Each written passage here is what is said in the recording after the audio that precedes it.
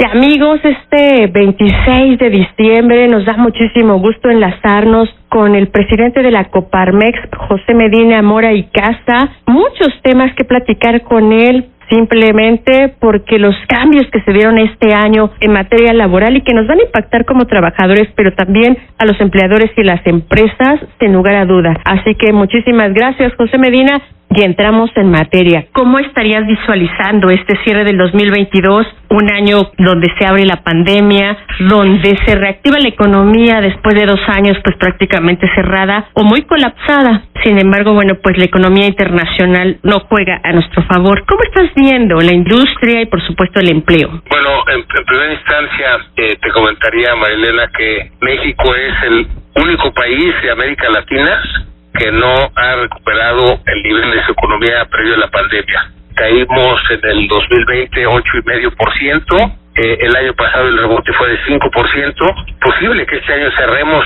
en un buen cierre 3% del crecimiento de la economía, no alcanzaría para recuperar el nivel, será hasta el próximo año en que recuperemos el nivel de economía previo a la pandemia. Único país de América Latina y solo uno de 2 países de la OCDE junto con Turquía que no hemos recuperado el nivel de economía previo a la pandemia. La expectativa es que siga la inflación todavía alta, bajando muy lentamente, probablemente cerrando entre 5 y 6% en el cierre del 2023 dentro de un año y que sea hasta el 2024 que se alcance la meta del Banco de México más 3 más menos 1%.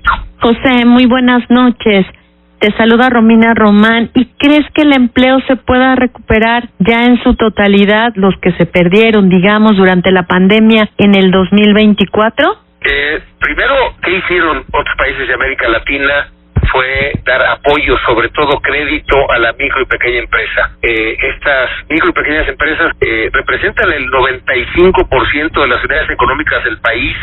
Las pequeñas empresas de 11 a 50 es otro 4%. Entonces ahí tenemos el 99% de las unidades económicas del país. Típicamente la micro y pequeña empresa no tiene acceso al crédito comercial.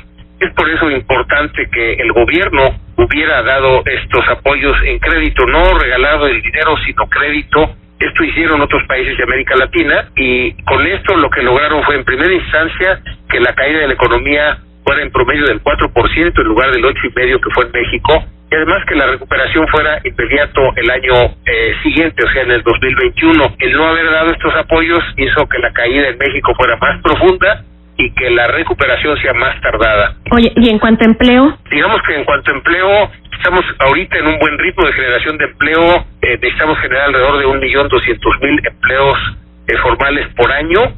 Vamos bien. Estos 700,000 que tenemos de rezago, probablemente en un par de años, es decir, para el 24, habremos recuperado ya el nivel que en la tendencia que llevábamos previo a la pandemia. Deberíamos tener esa altura, sí nos llevará todavía otro par de años en poder generar esos empleos. José, nuevamente te saluda Romina Román, y desde tu punto de vista, ¿existen las políticas gubernamentales conducentes a generar los empleos que requiere el país y que se necesitan para mantener la competitividad? Las empresas tenemos vacantes que no se pueden llenar, pero que sí está impidiendo una recuperación más rápida de la economía. Algunos datos de lo que llevamos es que los hoteleros, por ejemplo, en Vallarta tienen 8,000 vacantes que no pueden cubrir. En total de las empresas de Vallarta, Bahía de Banderas, son 25,000 vacantes. En Ciudad Juárez son 75,000 vacantes. Nos dicen en Juárez que salen a los semáforos a rogarle a los migrantes que se queden a trabajar del lado mexicano, que logran que se queden de 3 a 6 meses, pero no más. La industria de transporte nos dice que tiene 50,000 vacantes de choferes que no pueden cubrir. Antes los habitantes de los estados del sur migraban a los estados del norte, pero ahora como tienen trabajo en el sur, las vacantes.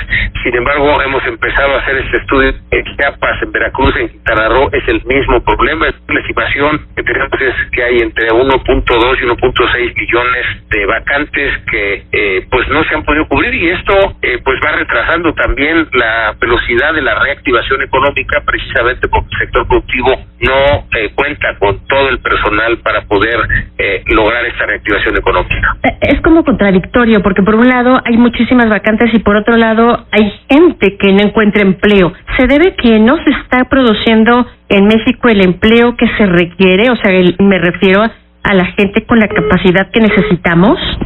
No, hemos encontrado varias razones. La primera tiene que ver con Estados Unidos, que durante la pandemia estuvo repartiendo dinero y digamos que los que dejaron de trabajar pero recibían dinero del gobierno, esto genera que, por ejemplo, cuando buscan trabajo y no lo encuentran, el gobierno de Estados Unidos les da el seguro de desempleo. Esto ha generado que las empresas en Estados Unidos jalen mano de obra mexicana. Esto explica por qué ha subido la migración de mexicanos a Estados Unidos, que ya se había detenido. Por otro lado, tenemos el fenómeno en México de las empresas que enviaron a sus trabajadores al trabajo remoto desde casa y que a la hora que les dijeron, pues ahora queremos que regresen 100% presencial, pues ya se acostumbraron a trabajar de manera remota, no quieren regresar de manera presencial. Tenemos empresas que entrevistan virtualmente, contratan virtualmente, les envían una computadora y trabajan desde casa, y esto pues claro desplaza a mexicanos que podrían estar trabajando en empresas en nuestro país y están trabajando con estas empresas extranjeras.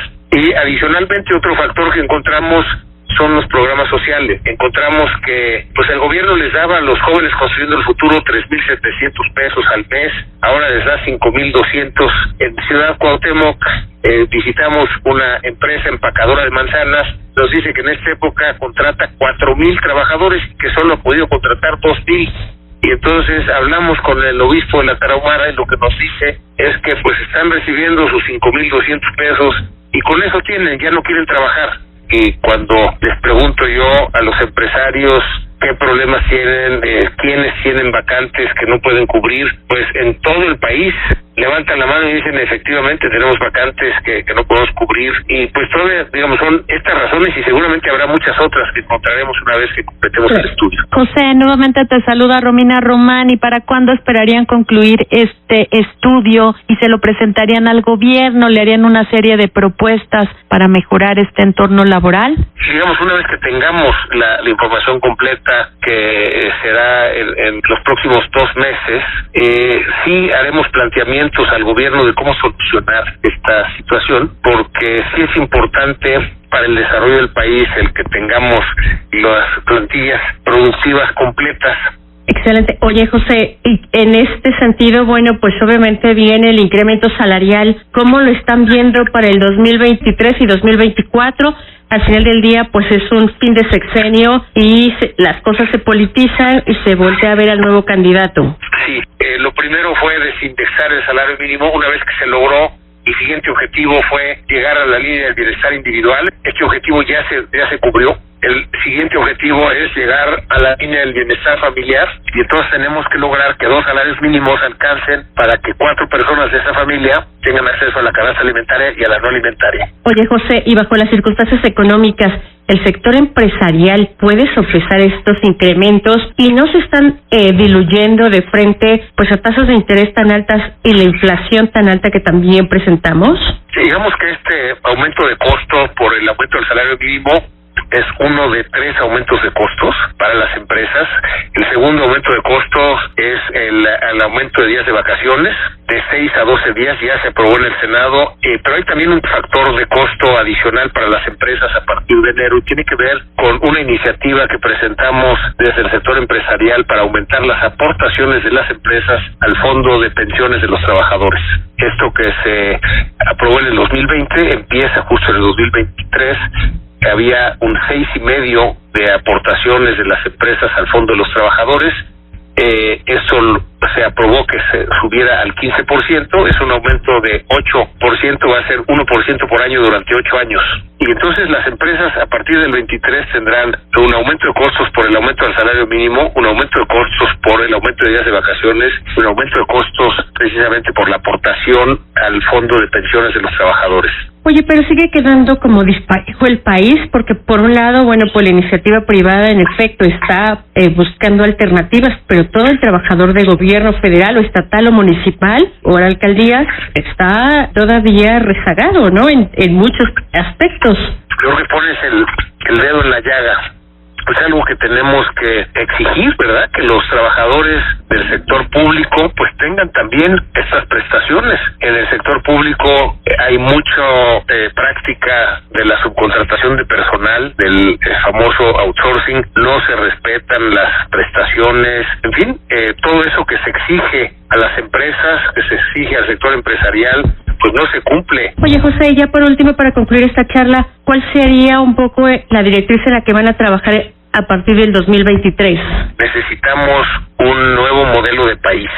En realidad antes pensábamos que era suficiente con que hubiera crecimiento económico, pero la realidad es que a pesar de haber tenido un crecimiento económico en las últimas décadas, la pobreza y desigualdad, en lugar de bajar, ha subido. Por lo mismo, pensamos en Coparmex que se requiere un nuevo modelo de país. Hemos trabajado en estudiar los modelos de países exitosos como la economía social de mercado alemán, del capitalismo social, y de ahí proponemos un modelo que es el modelo de desarrollo inclusivo, que establece que además del desarrollo económico requiere ir de la mano el desarrollo social para que nadie se quede fuera, y de la mano el desarrollo sustentable para no utilizar más recursos de los que el planeta puede regenerar. Requerimos también un país en donde siga habiendo democracia, por eso la importancia de defender la autonomía del INE, que es la parte fundamental para que la democracia siga avanzando. El que haya equilibrios, el que haya contrapesos es fundamental. Estaremos muy pendientes de los resultados de este estudio que ojalá haga eco en el gobierno federal, porque lo que se requiere en este momento es generar más